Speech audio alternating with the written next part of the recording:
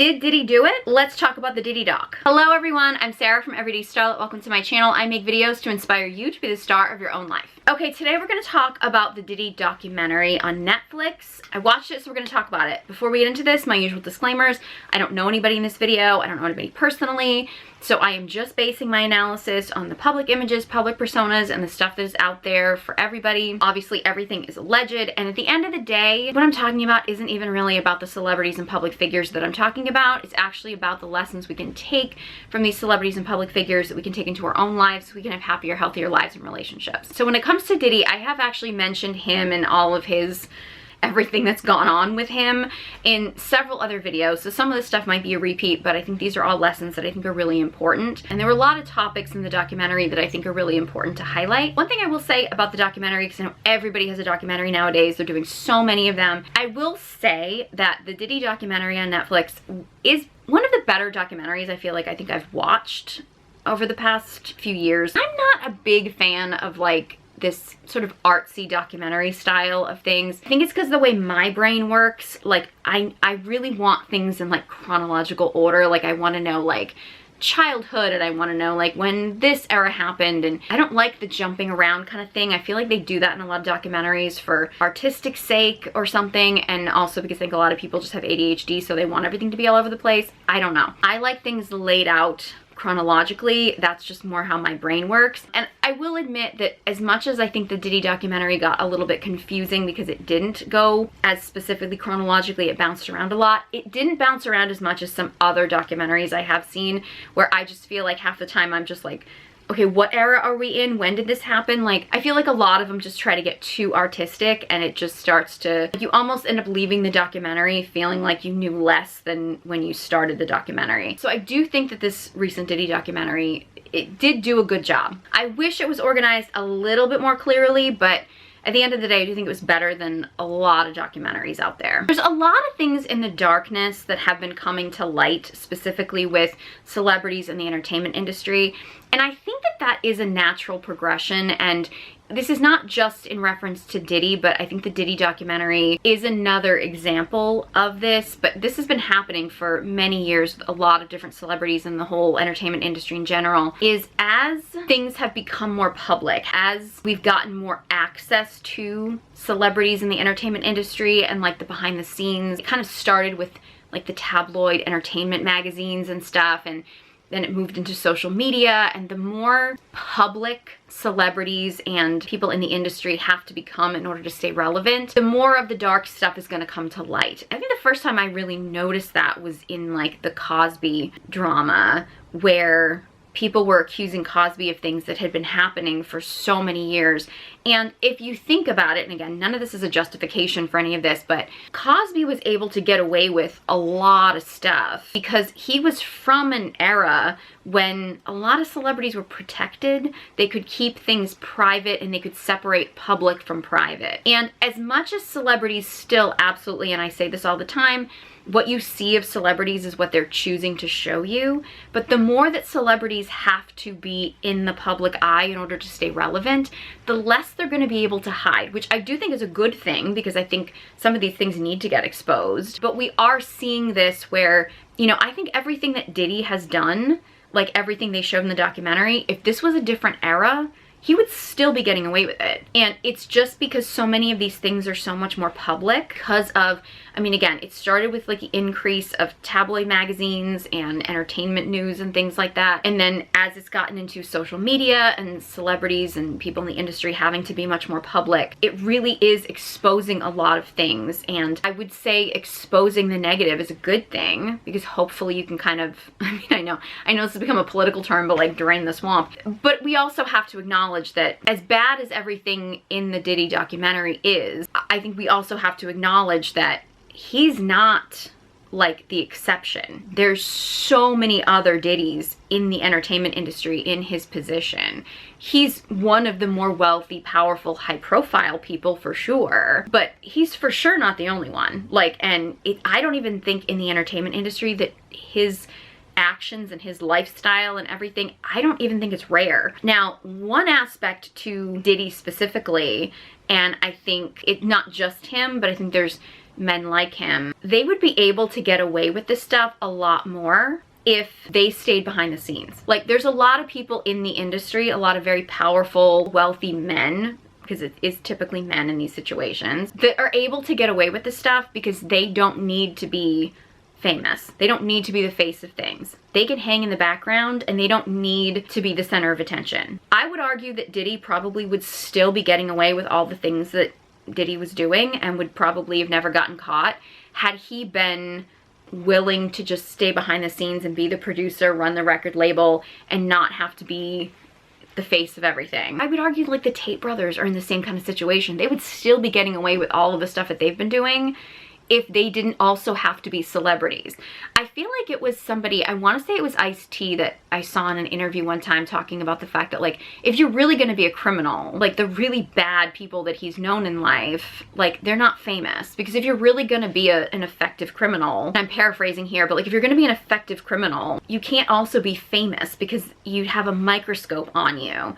And that's where a lot of these people get caught up. And, you know, a lot of people out there that are smart enough to not have to be the celebrity and to be famous as well, they can get away with a lot more crime because there's not a microscope on them.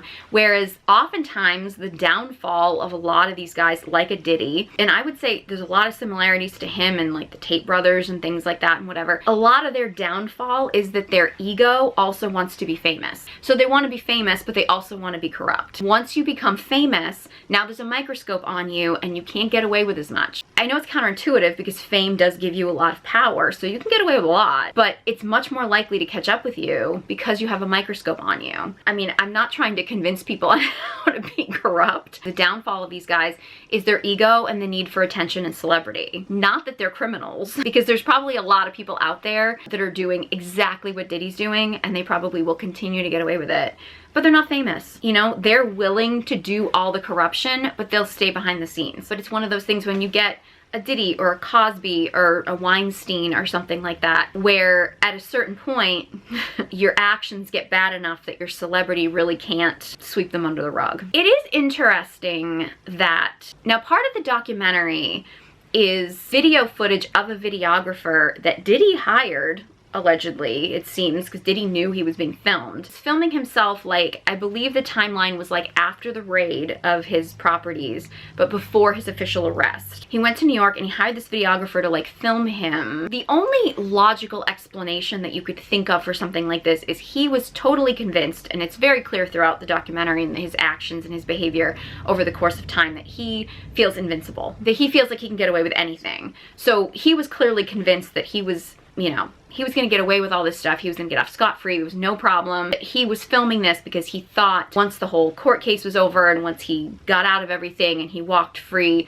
he would be able to do a documentary where he could be like, look at me, I'm a free man. I was innocent the whole time, and like play it off like that. That's not exactly how it played out. You could very well argue he was not punished nearly as much as he should have been. But, you know, that's obviously the only reason why you would think that he would hire a videographer to do this, is if he was totally convinced, because of his ego, that he was going to get away with everything and that he was then going to make a documentary about this experience of like, look at me, I'm an innocent man and all these people were attacking me. One of the things that I always like to point out to people is the fact that what celebrities show you is curated. It's a curated image, and it's not necessarily reality. What we see of celebrities is what they choose to show us. It's actually worded quite poetically, and I will give Diddy credit for this because I do think that this was a very poignant way of putting it. Diddy is consistently saying in the documentary when he's being filmed, people are being shown a movie and we have to give them the subtitles. That's what I'm talking about when I say that what celebrities show us is what they want us to see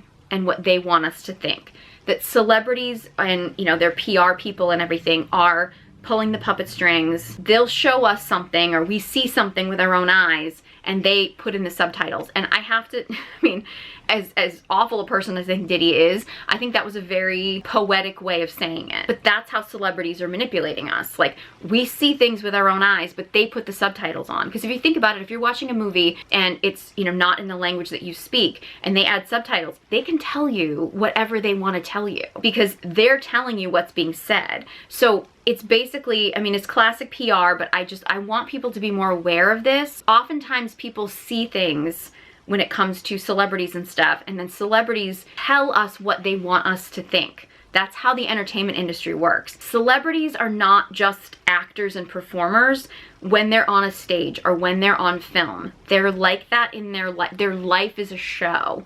Their life is a reality show that we're watching. So when I point out, you know, the fake celebrity relationships or the PR relationships or the PR spin on things, you're kind of seeing a glimpse behind the scenes. Like when Diddy is saying things like, people are seeing a movie and we need to give them the subtitles. Like he's basically coming out and admitting, hey, we have to put the spin on it so that people know what we want them to think the movie is saying. It's a glimpse behind the scenes, which I'm actually kind of surprised. And there's a lot of things that are on video, and I understand if like Diddy wants the video camera to run and is filming this stuff, but there is a lot of stuff on the video that I'm thinking, I would think he wouldn't want that released. And maybe he's just so arrogant that he's like, well, I can put anything on video, because he knows the cameras are on him. Like you can tell he knows he's being filmed. Unless he's just so arrogant that he's like, well, anything that comes out of my mouth that turns around and doesn't fit the story I want or doesn't make me look good, I'm just gonna have them cut, and it's never gonna see the light of day, because he's so arrogant that he just thinks that he can hide anything about himself. But there's definitely things on there that you're thinking, even if you were thinking these things, if you know you're on camera, because you can tell he knows he's being filmed. I mean, he knows there's a video camera there. He knows it's not like this is secret hidden footage. He knows he has someone there filming him. People usually change when they're being watched, and they know they're being watched, and you know you're on camera. It's like, why would you even say those things out loud? Like, I have a bit of a conflict with the scene in the documentary where Diddy's being filmed. He's in the car. He's just gone to New York, and he kind of went out on the streets and was like shaking people's hands and like greeting people. And there were a lot of people that were kind of pointing out that like, okay, he just uses hip hop culture when it's convenient for him. And so he's trying to look like he's just a guy from the streets going out and shaking hands with fans and things like that or whatever. And then he gets back in the car and he's talking about, oh, I need hand sanitizer. Oh, I need a shower. I need to wash all that off of me and stuff. And I have to say, I'm a little bit conflicted about that, because as someone myself who is a germaphobe and also like incredibly introverted, so like interactions with people are very draining. So for me, sometimes like if I've greeted a lot of people, like in any group, like any people anywhere, I'm like, okay, give me some hand sanitizer and give me a shower. Like I just gotta, like, even if it was a pleasant experience and I really liked the people I was meeting or anything like that, like I'm still kind of like, okay, I need a shower or something like that. Like I can get that, but I also like wouldn't say that on camera. Like after I had just greeted people that were supposedly fans that you wanted to be on your side. Like you get into a car and now you know that there's a camera on you because you've hired a person to film you, and now you're saying it as if these people are so disgusting. Like I can even get why you greet a bunch of people that are perfect strangers. You'd be like, hey, I want some hand sanitizer, I want to take a shower. I could totally get that. But like the way he's saying it, and also knowing that he's on camera and these are the people that he wants to support him, and now he's kind of calling them dirty and gross, is like, it's a bad look. And I don't know, again, if the ego is so much that he's like, okay, I'm just gonna say this because I don't have a filter, and I'm just gonna say it because he's not really thinking about the long-term consequences, but he's thinking he's so arrogant that it's like, well, I'll just destroy the footage if it makes me look bad down the road, which obviously didn't happen because the footage ended up getting in the hands of 50 Cent, who decided to run with it. I don't know, it's odd to me, even as somebody who is kind of a germaphobe, who isn't sociable and stuff, who can kind of understand the idea of like, if you do meet a lot of people, you're like, all right, let me just wash my hands, let me take a shower, let me regroup, whatever. I can even understand that, but to say it with such like disgust of the people that he just met, who are supposed to be his fans, who are supposed to be the people that he wants support of, he's literally sounding like he's disgusted by them. And to have it on camera and say it like that, it's almost as if you just negated the work that you just did to try to get people on your side. And again, I don't know if it's just the ego where he just doesn't think of the long-term consequences and he's just thinking, okay, anything that doesn't make me look good on camera, I'll get rid of later. I don't know.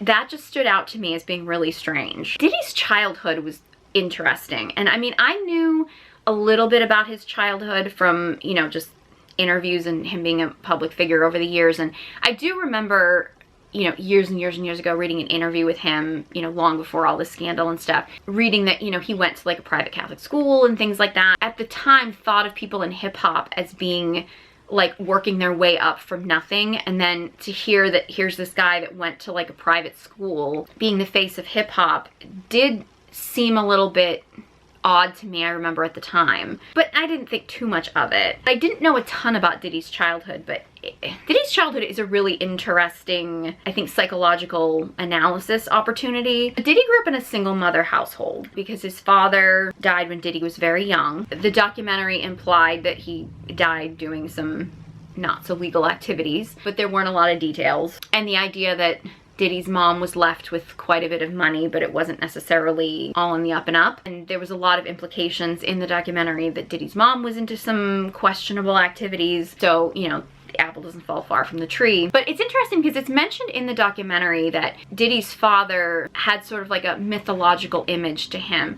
And that's actually very common. It can happen with girls, but I think in this case, talking about like Diddy and sons, it's an interesting thing that most sons, if their father is not present for whatever reason that he's not present, a lot of these boys will kind of create this sort of idealistic image of their father because they kind of want to believe that their father is this mythological hero in some way. A coping mechanism for kids who feel like their father has abandoned them in some way, shape, or form. So that's a very common idea for boys, but it can be really detrimental. And it's interesting how we talk about daddy issues with girls, but we don't really talk about the daddy issues that happen with boys. And the fact that it seems like Diddy has put his father up on a pedestal because he didn't really know his father very well. And his mother, it's kind of implied in the documentary, was kind of carrying on some of the father's activities, whatever those were. It seems as if Diddy almost created this fantasy of what his life would have been like had his father survived, his father had lived, and what the dynamic would have been between his father and his mother. And it was implied that the mother was kind of carrying on the father's legacy, so to speak, in the world that they were in. And almost as if Diddy created this idea in his head that, okay, if his dad had survived, his dad would have been this like boss, and the mother would have basically just lived to serve the father's boss activities. And the father would have just told his mother what to do, and she would have gone along with it. And like in Diddy's mind, that's what his life would have been had his father survived. And that's the relationship that he kept playing out with women throughout his entire life, was this idea that he's in charge. He needs a woman that doesn't question him, that doesn't ever question what he does, that literally lives to serve him and serve whatever it is that he wants to do, and whatever activities he wants to have, no matter how corrupt, no matter how terrible or whatever, anything he wants, she doesn't ask questions, she just does what he says, and that's it. It's almost as if that's what he imagined his life would have been like had his father survived, and he's trying to recreate that in future relationships. Just a theory, but I feel like it lines up. There's another aspect in the documentary that I think is really poignant. It's basically said in the documentary that Diddy's mother essentially was abusive. And it's a touchy subject, and I am not endorsing abusing children in any way. So this is not an endorsement. This is an explanation. You can kind of see where Diddy's mother is in a position where she's a single mother, you know, had a husband who was involved in some questionable activities. She's now involved in that. Like, they're talking about her having parties with pimps and things like that. So, you know, she's involved with some dangerous people. She knows how dangerous the world can be. I mean, the father of her child was literally shot and killed. She knows how dangerous the world is. She's got this son who, and they even said it at one point in the documentary about, like, you know, Diddy was a prince, but his mother didn't raise a princess type of thing. It's almost as if she wanted to coddle this boy. Like, she wanted him to be her little prince, which is normal for a mother to feel. But she also knows how tough the world is, and that Diddy was showing signs of not really being a tough guy, of being a little wimpy, and now she's in a position where she's got this son who doesn't have a father figure. I'm not endorsing her harming her son in any way. I don't want that to be what anyone takes from this. But I could kind of see where somebody who maybe didn't know better and was just trying to do the best that she could think, well, maybe I need to be the one to toughen up my son so he learns how to defend himself. So he learns that life is gonna punch you, and you have to fight back. I'm not saying that was healthy. I'm not endorsing that, but I can kind of see where she might have been, I think, very naively and very ignorantly thinking that that might have been the right solution. It clearly wasn't, because it really did kind of create a sociopath. But I could see where a woman in her position might have felt like that. She might have thought at the time that was the right thing to do. Again, not an excuse, it's an explanation. It's one of the reasons why, and I know it's a difficult thing to talk about, because it's hard to talk about this without sounding like you're shaming single mothers. And if a woman is in the world and she's a single mom, and you know, most single mothers are in that situation because they have to make the best of the situation that they're in. And I respect any woman who is just doing the best she can to make it work. But unfortunately, children need a mother and a father. Because unfortunately, if you only have one parent, which in more cases it becomes the mother, that parent now has to be the mother and the father. And one parent trying to be a mother and a father, you're rarely going to do a good job as both, unfortunately. And again, I have respect for people that are in that position that have to, because those are the cards they're dealt. But it's also important to have the conversation about the fact that children really do need a mother and a father, because when you have one parent trying to play both the mother and the father, they're rarely going to do a good job, because you're trying to play two different sides. You're trying to play good cop and bad cop. You're trying to play disciplinarian and nurturer, and oftentimes that's going to get convoluted. There's also the conversation, too many guys use the argument that children are better off if there's a father in the home as an excuse for women to have to put up with any behavior that a man exhibits just for the sake of having a father in the home. And I would argue that that's not a healthy mentality either. That yes, children are better off having a father in the home, but the quality of the father should also be just as important. So if he's not going to show up as a good father, that's not enough. Like, it's not enough for a man to just be in the home. He has to also show up as a good father. And you could make the argument very well that, like, yes, Diddy probably is showing a lot of his narcissistic and I would argue sociopathic tendencies because of the way he was raised. And he was raised by a single mother, and, you know, but I think it also invites the question of, if his father had survived and his father had still been doing criminal activity and teaching his son about criminal activity and things like that, would Diddy have grown up to be a well-adjusted, law-abiding citizen? I don't know. I mean, you know, would he be better? Would he be worse? I mean, we'll never know, obviously. But I do think that it's important to bring that up, that yes, it is important to have a mother and a father in the home. Children do better when there is a mother and a father in the home. That said, we can't use that as an excuse to just keep men in the home who aren't going to be good husbands and fathers, because how good a husband he is shows the son the kind of man that he needs to be for his future family. But also being a good father shows boys what they're supposed to be as far as fathers for the next generation. And every time you have a bad husband and father in the home, you literally set another generation back, where either, I mean, they either do the healing work, which unfortunately a lot of men are not doing that healing work. They need to, but a lot of them aren't. And you just repeat the cycle. And again, all these things do affect girls too. I'm just, because we're talking about Diddy, I'm focusing on how this affects boys. And this is something that we need to look out for. But yeah, I think a lot of this stuff is really poignant. And I do think that Diddy's mom probably did screw him up a lot, for sure. But she also was left in a situation where she had to be a single mom and was probably doing the best she could. Did she do everything right? Absolutely not. But, you know, she was in the situation she was in. Now, if Diddy's father had survived and Diddy had been raised by a man who was doing criminal activity, would he be better off? I mean, who knows, but probably not that much different, you know, arguably. Another thing about Diddy, and if you want to analyze him from a psychological perspective,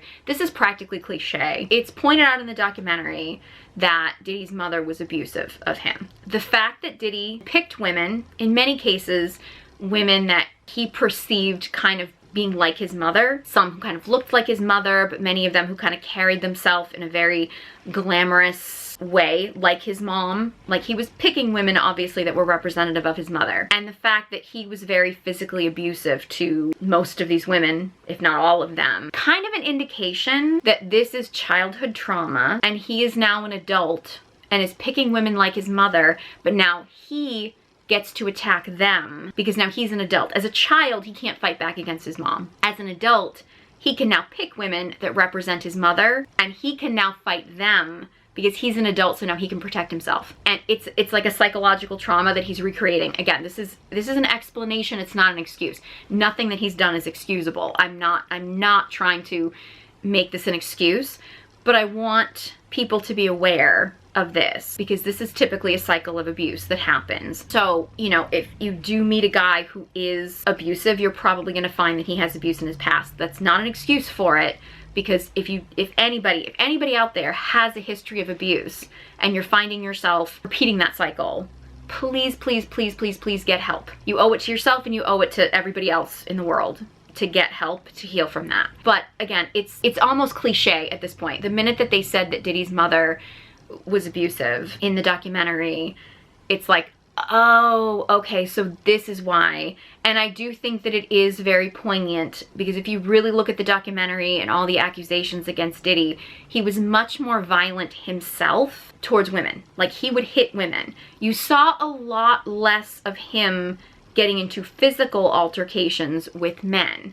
In fact, there were several instances where it seemed like he was deliberately avoiding physical altercations with men. His interactions with men usually involve some kind of weapon or other men there, or him allegedly putting hits out on people, as if he was fine with physically abusing women, but with men, he either had a weapon take care of it or he had somebody else do his dirty work for him. He wasn't man enough to fight another man, but he would fight a woman because that would make him feel more like a man. There was a line in the documentary about, it said something about like that Diddy had an illusion of what masculinity looks like. I do think that that's a really important point, because the problem with the manosphere toxic masculinity idea of what masculinity is and what masculinity actually is very different. And I think the Diddy situation is very evidence of that, right? True masculinity, masculine energy, what it really is, it fights to protect. If somebody who is smaller and weaker is being abused,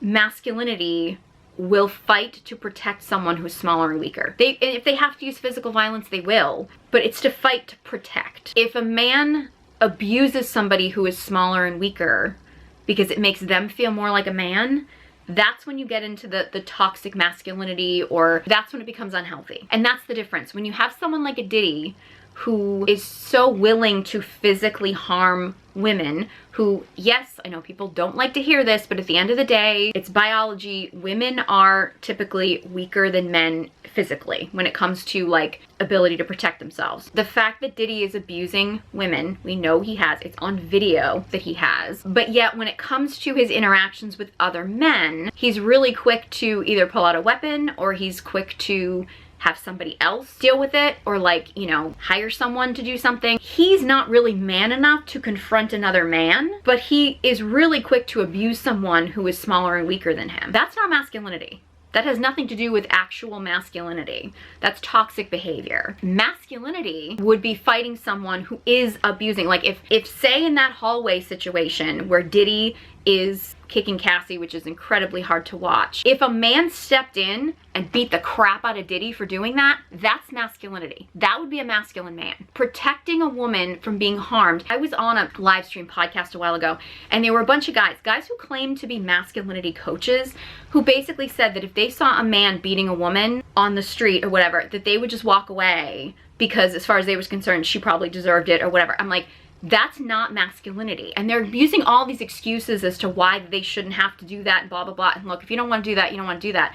But at the end of the day, like, a masculine man fights to protect people who are smaller and weaker who are being abused. That's the reason masculinity exists. It's to protect. So if you're not willing to protect someone who is smaller and weaker who is being abused, you cannot call yourself masculine. You're not. There's a lot of misinformation out there about what masculinity is. It is not you beating up a woman just because she won't do what you tell her to do.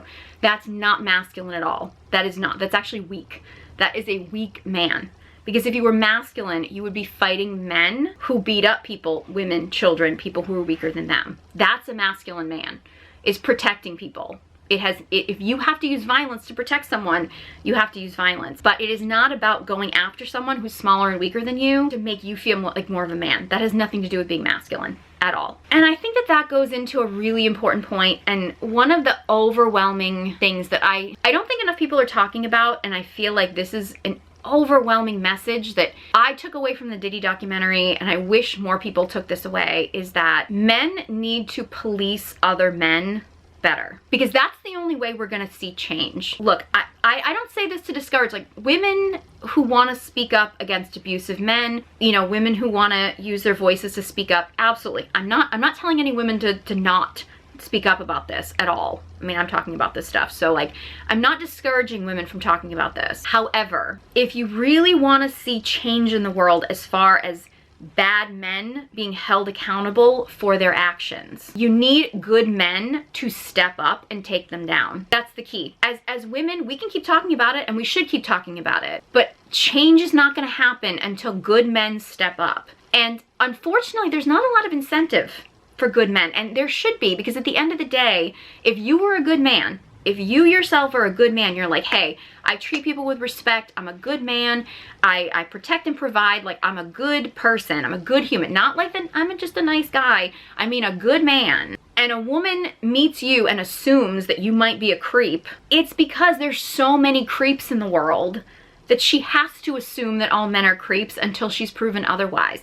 And the only way that's going to change is if good men make bad men take accountability for their actions, or else it's not going to change. It's just going to keep getting worse. And there's so many instances in this documentary about Diddy where it's like, and the fact that you have women that are trying to speak up against him and things like that, like, more power to the women that are. But as long as there's men in the world that are not willing to step up and take bad men down, stepping in the minute that you see something happen. And again, I also understand, like, I can have empathy for some of these guys who see someone as powerful as Diddy, and maybe they see him being abusive and they're like, okay, well, what is he gonna do to me? I get that. Like, I'm not saying this about any one specific man, because not every man is equal in this situation. And I understand that there are some men who are like, okay, well, if I stand up for him, he's just gonna take me out and I'm gonna die. And I understand that. Like, I can understand that there's certain factors here. And I don't think it's on any one man to take down another man. But at the end of the day, if we don't have a culture where we start encouraging good men to stand up and make bad men take accountability, these things are going to continue. And the fact that even in the documentary, there were so many men that were running into Diddy on the street. And this is, again, after the house raid.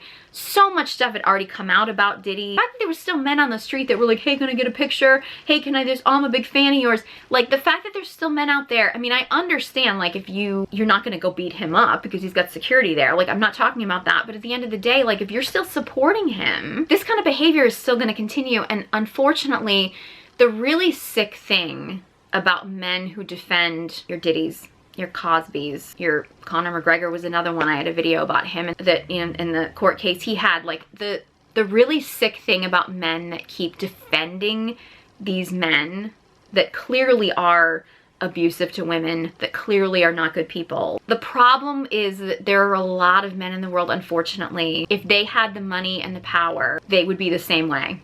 And they want to defend these guys because they want society to be such that if they get enough money and power, that they can be just as abusive, that they can have a woman that they can abuse, that they can control, that they can manipulate. And the only reason why some of them aren't doing it is because they just don't have the resources at this point. But they want to defend these guys' ability to be abusive, to be toxic, because at the end of the day, they want to think like, ooh, well, if I got enough money and power, I could be abusive, which is a really sick way. Like, I understand people desiring money and power. I absolutely do. But if the reason why you desire money and power is so that you have the ability to abuse people, you got to take a long, hard look at yourself. Like, I mean, that's a really sick reason. I mean, there's so many reasons why gaining money and power can be a good thing.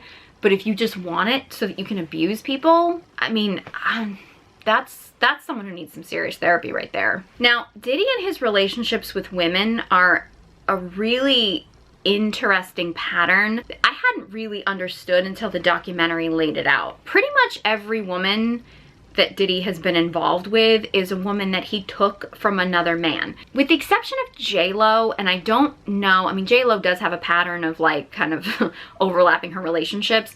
They didn't get into the J-Lo conversation that much, but J-Lo was also like, she, at that point in time, was a status get for him. So even if he didn't specifically take her from another relationship, because I'm not exactly sure the timeline of her relationships at that point in time, she was still a status get because she was like, she was that girl at that point in time. Like, she was the next big thing.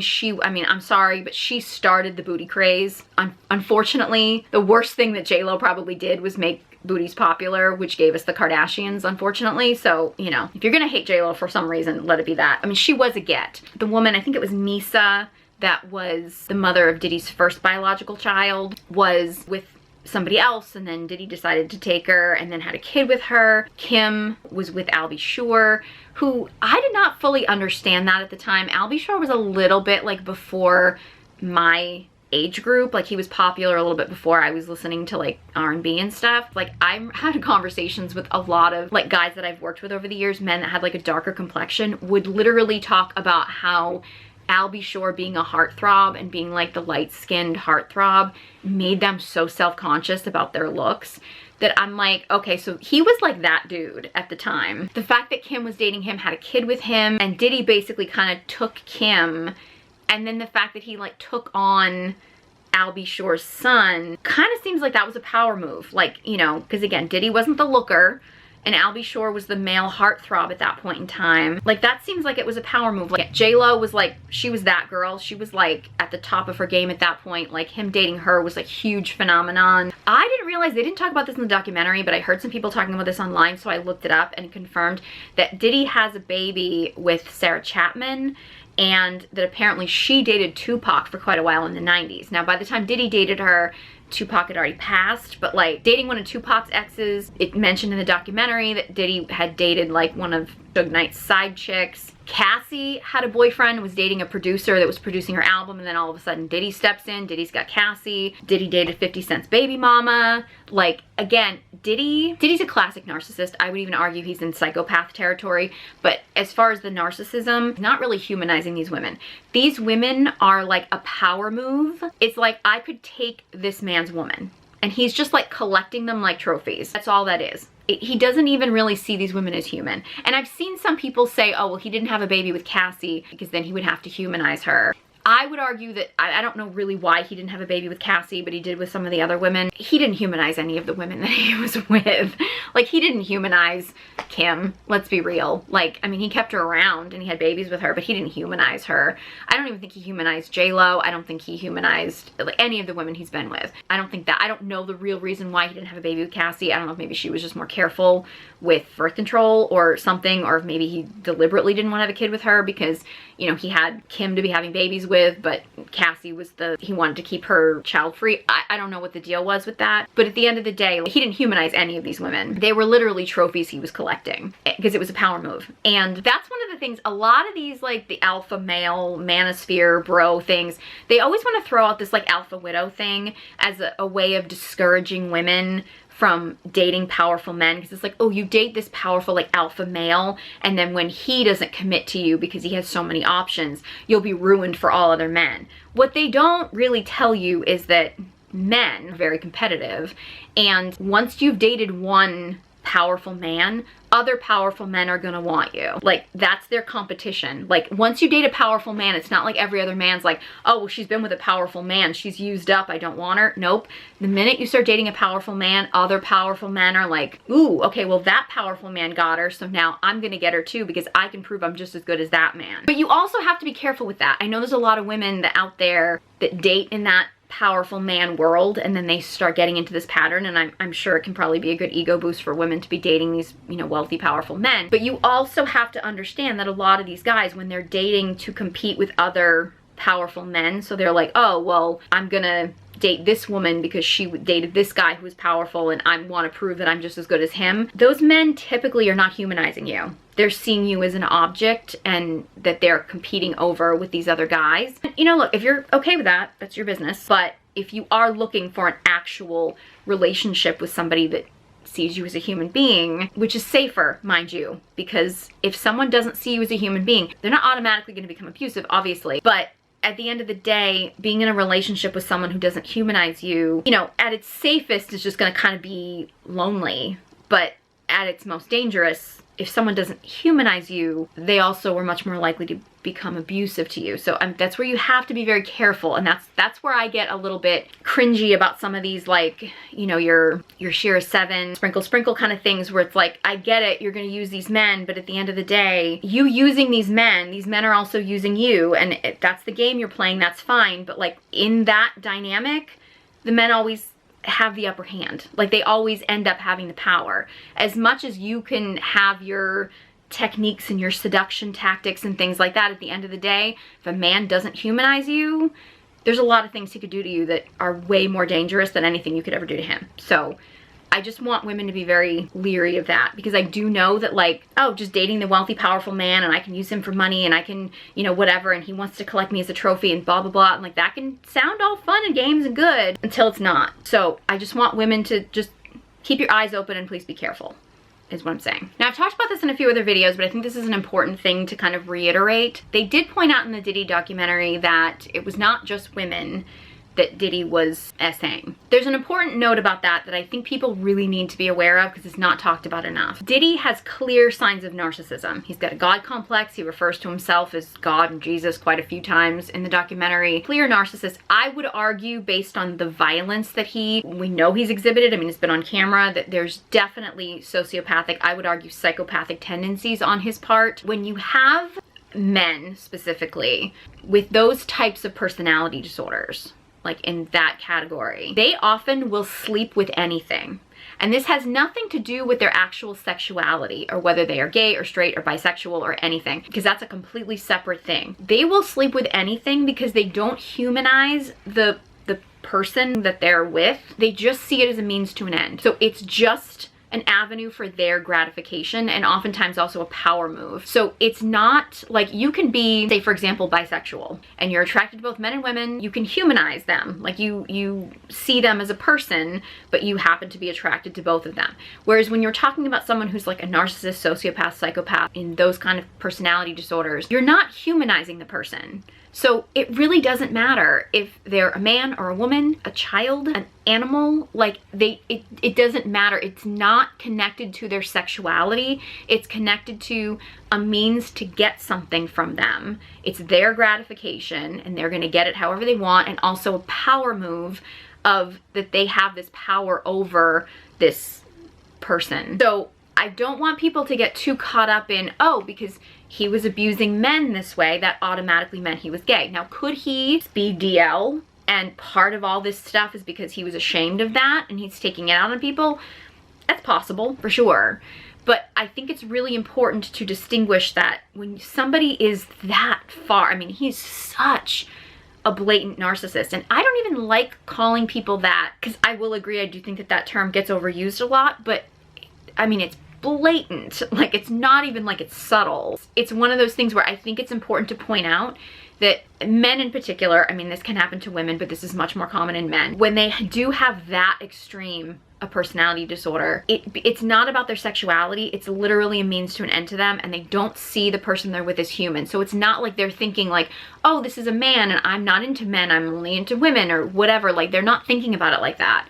It's literally about the power, the humiliation, the gratification, the instant gratification. Like, that's what it's about. And there's also a lot about Diddy and his drug use and things like that, which is very often meshed into this stuff. The idea that he was drugging people and then taking advantage of them, which goes along with the power trip on his part. He doesn't even want people to like fight him back. He just wants to drug them, do what he wants to do, because he doesn't even want someone to potentially reject him. So he's going to drug them. I mean, this is again, psychopathic behavior. Yeah, like, I mean, I want people to not jump to the sexuality conversation, because this is a personality disorder thing. And when you do see men exhibit this kind of behavior, please get away from them. They tend to be very charming, they tend to be very powerful, they tend to be very manipulative, and that's how they keep being able to do what they're doing. And then of course a lot of them will use fear and things like that. I mean, that's how Diddy was able to do what he was doing for so long. But unfortunately, I would highly encourage anybody, if you see any small signs, and everything that I saw in this documentary that was something that Diddy exhibited is something I've seen men exhibit on a much smaller scale. Like, none of this stuff is unusual. It's unusual that it got to the extreme and the excess that Diddy got to because he has more money and power than the majority of people. It was really interesting how, again, it is weird that Diddy was hiring someone to film him, but in the documentary, while Diddy's on camera, he knows he's being filmed, he has someone filming him, and he shows himself reacting to a woman, I believe it was Dawn, accusing him of sexual misconduct. And so it appears to be in the documentary that he's finding out about this allegation on camera. So unless it was staged for him to just look like he was finding out about this and he already knew about it, I don't know. But it looked like he was finding out about this on camera. His reaction to that is not the reaction that a man would have if he was being falsely accused of something. Think about it for a second. If you are like a good, decent person, you're not doing criminal activity, you're living your life, you're just, you know, your average good person in the world, and someone slaps a really, really heinous accusation on you. Like, they're basically accusing you of something like really horrific, like, you know, SA or something like that. Your reaction is not gonna be, can you believe what this person's accusing me of? You're gonna be mortified. You're gonna be embarrassed. You're gonna be in shock. You're gonna have a lot of emotions about it, but you're not gonna go to like on camera like, can you believe what this person's accusing me of? Like, can you believe that? Can you, but like, he's so nonchalant about it. And I know that at this point he's had a lot of accusations and stuff, but that is not the reaction of somebody who's innocent. It's not. One of the things that I think like the manosphere and the podcast bros and that world has really tried to manipulate men into fearing false accusations. Which, first of all, if you actually think that being falsely accused of a crime is worse than somebody who has to experience the actual crime, like you're more of a victim if you're falsely accused than the people who are actually victims of the actual crime, you have a mental disorder. Like, that's insane. A lot of this programming has men just going through the world terrified of being falsely accused. And I think this is an important thing to point out, that most men, it's really, really easy to live your whole life and not be falsely accused of a heinous crime like SA or something like that. Like, it is so easy to live your life in a way that you're not going to get accused of that.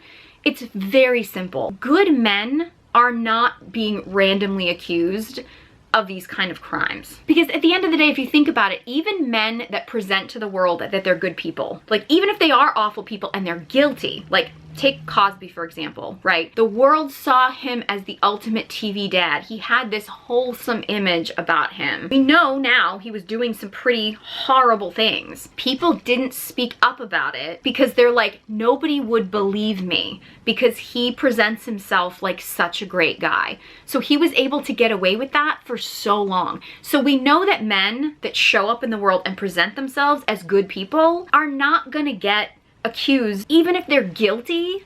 I mean, obviously until later on, if like one person finally has the courage to step up and then other people do, which is a whole other conversation.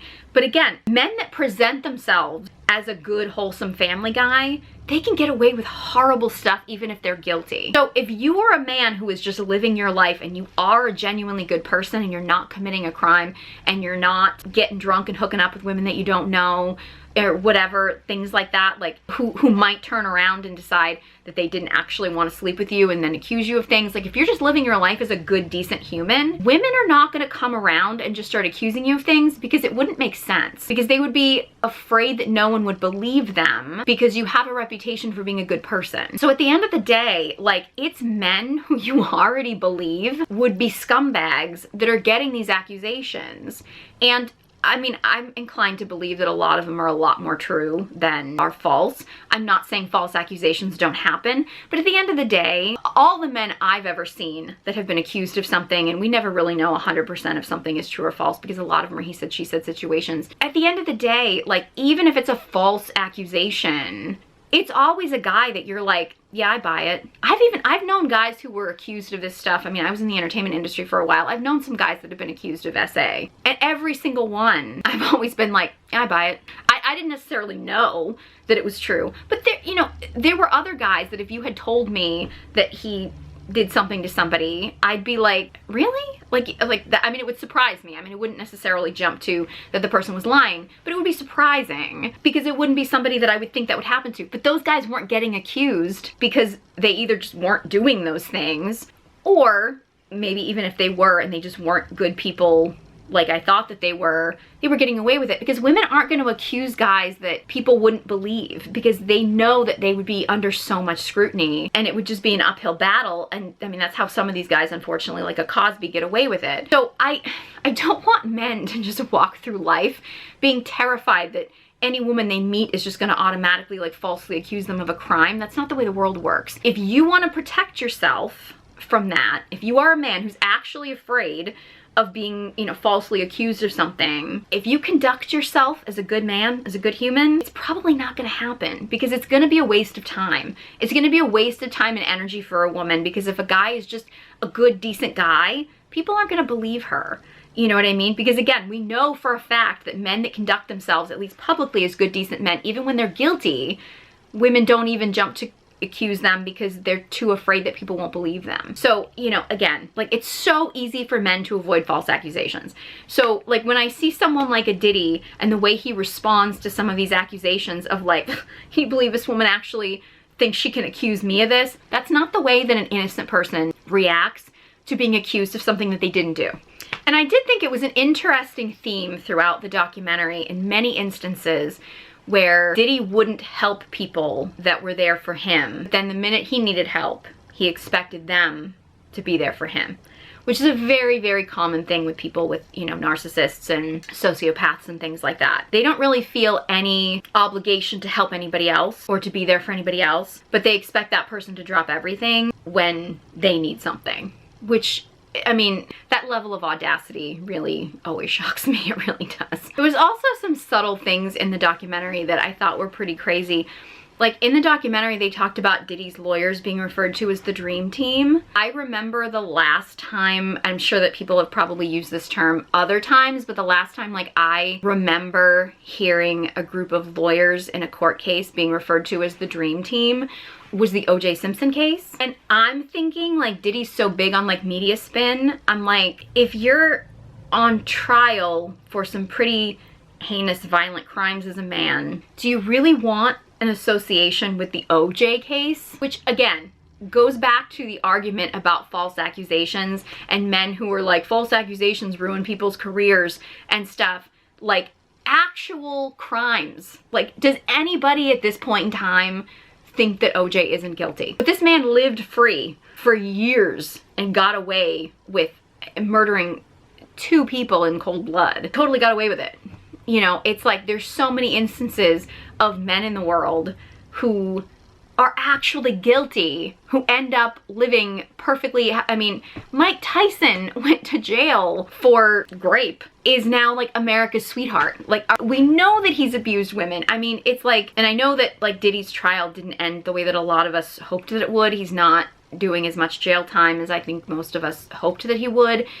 I would like to think that with everything that's come out about him, that he won't have a career after this, that he'll basically just have to go into obscurity. But the fact that so many men, I mean, I don't think his ego will let him do that, but like the fact that there's so many men out there who've been, you know, we know are guilty of what he's doing and maybe even worse, it's not looking good. As someone who's in the entertainment industry at a much lower scale than the Diddys, and I wasn't in the music industry, but like, you know, the entertainment industry is the entertainment industry, and the casting couch is alive and well. I know there's a lot of people, it drives me crazy when people are like, well, why did she go along with it? Why didn't she just leave? Why did she put up with it? There's only one path for a woman to get famous, and that's to sell her body.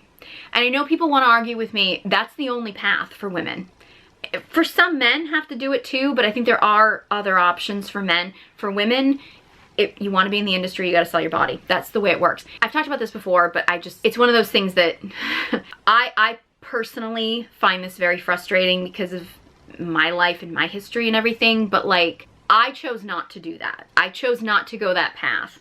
I don't regret choosing to not do that, because that was the path that I believe was right for me. And I'm not rich and famous, and I can accept the fact that I'm not rich and famous because I made the choice to not participate in the industry in that way. I can live with that choice. And that to me is taking accountability for it, is to be like, you know what? It bothers me that that was the only route, but I'm okay with that being the choice that I made because it was the right choice for me. What does bother me and what gets under my skin about the reality of the entertainment world is when people assume that you didn't get successful because you either weren't talented enough, or you didn't work hard enough, or you just didn't want it badly enough. That's the part that gets to me. Like the implication that I didn't get to where I wanted to be in the entertainment industry because I just wasn't good enough or didn't put the work in. When at the end of the day, I know I was good enough, I did put the work in, and I consistently saw women who were not as talented, were not as hardworking, were not as dedicated, were not as professional, were not as responsible, were not as attractive.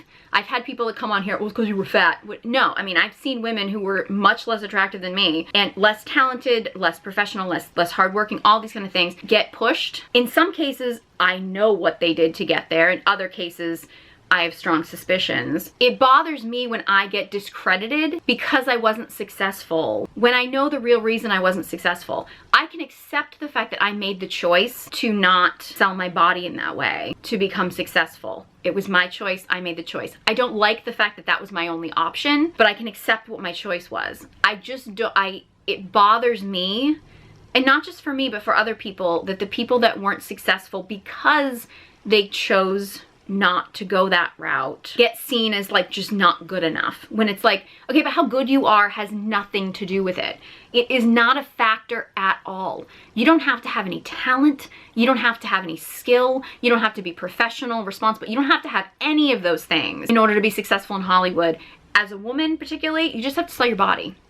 That's the deal. So when I see situations like the Diddy case and people are like, well, why didn't Cassie just leave? It's like, well, she probably thought she was going to get a career out of it. And in reality, I mean, obviously she didn't get the career that I think she thought she was going to have because of being in that situation. But there were so many instances you saw of people even behind the scenes that when they crossed Diddy the wrong way, not only did he fire them, but he blacklisted them throughout the industry, so they couldn't even get work anywhere else. This happens in so many other instances. And as a woman, unfortunately, you kind of have to make a decision about like, hey, if I want this dream that I've always wanted, I've always dreamed of my whole life, but the only way to get there is to sell my body and sell my soul. I mean, I chose not to do that, but I can see where some women would be like, well, if that's the only option, that's the only option. And I don't think it should be the only option. But as long as men in the world like Diddy or Weinstein or, these powerful men are allowed to do this. And I know I'm all about men taking the accountability and men forcing other men to take accountability. And I think that's the only way to make real change. However, I'm also an advocate that as women, we need to stand up and say, no, we won't do it. So every time I see a woman who does sleep with a man in order to get, move up in the industry or does, participate in the casting couch or something, you're selling out not just yourself, but all of us, like every woman on the planet, which is I think why a lot of women are upset with like a Sydney Sweeney. I mean, we know how Sydney Sweeney got where she is. Like it's not subtle. Like as long as women keep participating in it, men are going to keep doing it because they can, because there's women participating. And yes, I do think men need to police the men. I think men need to hold other men accountable. But I do think that as women, if we want change, our way of helping the change happen is to not participate in it. And again, this isn't about blaming someone like a Cassie. She was like 19 when she got involved in this. I understand when you're a young girl and you've got stars in your eyes and you're like, okay, this is a wealthy, powerful man and he's probably promising me the world and everything. Like, I understand it. But it's also why I want to get the message out there to women, and especially young women, that like, it's not going to be worth it. It's not at the end of the day. Like it's a dangerous game that you're playing. And unfortunately, it's a dangerous game and the house always wins. And the house is very powerful, abusive men. And they always win in the end. There is a weird conversation I'm seeing online of people talking about that Cassie was the villain in the situation, which again, she was 19 years old when she got involved with Diddy. So I do not believe that she became some kind of like diabolical mastermind that manipulated this very wealthy, powerful man. But the idea of calling Cassie the villain is actually kind of crazy, because okay, there's the argument that people will use that she was complicit, that she consented to the freak-offs, she was even into the freak-offs, that it was her thing, whatever, even that she even arranged some of them or something like that, which at the end of the day doesn't make her a villain. It just makes her a participant. So, I mean, in order for her to be the villain, she would have to have been forcing Diddy to be involved in these things, which there's no evidence anywhere that Diddy gets forced to do anything that he doesn't want to do. I don't buy that she would be the villain in the situation. The most that you could make as an argument would be that she was consenting to all this stuff and then turned around and sued him for a bunch of money saying that she wasn't consenting to this stuff. That at most is the only thing that you could really villainize her for, which again I think is a stretch. However, we saw it on camera that he was abusing her. I mean, it was in our faces and it was blatant. And the fact that he knew he was on camera, which again, we've also seen from the documentary that in him knowing that there's a camera on him really doesn't affect how he is, which I think shows a certain level of like ego and entitlement that is kind of mind-boggling. But again, he blatantly was abusing her. And I can guarantee you she wasn't consenting to that. And I've heard some people say, well, you don't know if she was hitting him too. I don't care. I don't care if she had just beaten him up and then she was running away. Like, he went after her. If she had hit him and then she ran away, he could have just stayed there and let her go because she wasn't a threat to him. I mean, at the end of the day, like, there is no excuse for that. And first of all, her hitting him is not the same as him hitting her. Because again, we're talking about an age difference, we're talking about a size difference. It's absolutely not the same thing when a man hits a woman as a woman hits a man. I realize they're both assault, but like at the end of the day, it's not the same thing. It's just, it's different when it comes to physical strength. As at the end of the day, like it's a different thing. That's where there's a weird conversation around consent that I think is just, I mean, consent should be such a simple thing, but for some reason people just can't get it through their heads, and it's weird that some of these things even have to be said. Say Cassie did consent to all of the freak-offs, whatever. Maybe she was even into it. Maybe it was her thing. I don't know. Whatever. Say hypothetically she was on board with everything. And yes, I realize she was young and probably being manipulated and whatever. I'm not saying she did, but I'm saying let's say hypothetically that she agreed to all that. I can guarantee you that she didn't consent to being kicked while she was down in the middle of a hallway. Like, that's not something that people consent to. And there's almost this weird, I mean, it's almost like a deranged mentality that people have, that if a woman consents to a sexual encounter with a man, she consents to any behavior that he exhibits in that time. I mean, I think you saw that with like Conor McGregor case, and like I know people have all thrown out a whole bunch of theories around that. I have a video talking about that, but she was saying that their encounter was non-consensual. He was saying it was consensual, but it was just rough. And she went to the emergency room and there were all these doctors that were saying that she was in such bad condition when she got to the emergency room. Even if she consented to sleeping with him, which again, she said she didn't, he said she did. It's a he said, she said situation. But like, I mean, no sane person is going to consent to someone harming them to the point where they have to go to the emergency room. I think you saw that. That was a part of the case with like the Vince McMahon situation and that whole WWE drama and stuff, where the woman had to go to the emergency room for like, I think it was internal bleeding or something like that. Like, the Andrew Tate had a controversy around that with the video of him like literally hitting a woman, and they're like, oh no, that was like their consensual play. I mean, look, I'm not here to yuck anyone's yum, and everyone's got like their fetishes and their things they're into and things like that. But I'm sorry, if you consent to having a sexual encounter with someone, like when that person actually starts putting your life at risk and actually causing physical harm to you because you consented to having a sexual encounter with them, that's beyond consent. That's beyond somebody saying, I'm okay with sleeping with you. That's into assault, whether they consented to the initial sexual encounter or not. And that's where we get into a weird thing where I'm like, you know, even if Cassie was into the freak-offs and maybe that was her thing and whatever, that's fine. There's no way that a sane woman consented to a man deciding to beat her up in a hallway while she was trying to run away from him. Like, I mean, that's not something that you can consent to. That's assault.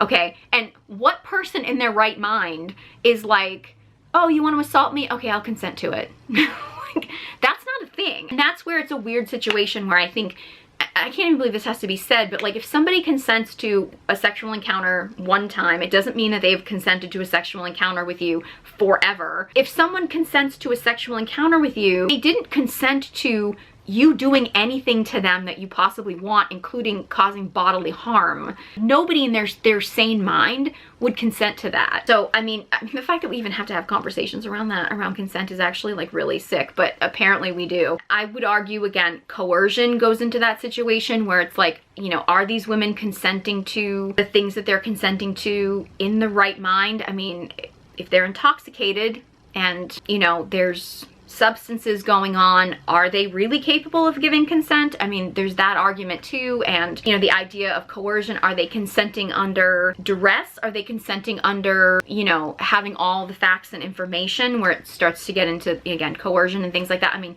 again, that could be like a whole topic within itself, but some of these things around consent, I'm like, it should be really simple, but the fact that, there's just some awful people in the world that decide to push these boundaries this way is really sick. So if you watched the Diddy documentary, I would love to hear your thoughts or any topics that came up for you or anything that stood out to you. If you have any other video suggestions too, I'd love to hear that too. Please leave a comment in the comment section below. I'd love to hear from you. If you enjoyed this video and found it helpful, please give it a big thumbs up and be sure you subscribe to my channel. Honestly, any engagement on this channel really does help to boost it in the algorithm so more people can get this message. If you would like to avoid people like Diddy in your life, whether it be romantically or just like in your life in general, especially if you're a woman, I really would encourage you to tap into your inner power and your dark feminine energy. So check out my guided journals. I have the Recovering Pick Me Girl guided journal and the Dark Feminine Energy guided journal. They're both available on Amazon. Details in the description box below, along with links to all my social media accounts. Honestly, I didn't bring up the jurors in the Diddy case, but like, especially the female juror, a lot of pick me energy. Like, it was actually kind of disturbing. So if she's watching this, check out the Recovering Pick Me Girl guided journal, because girl, I think you need it. Thank you so much for watching, and I hope you join me next time.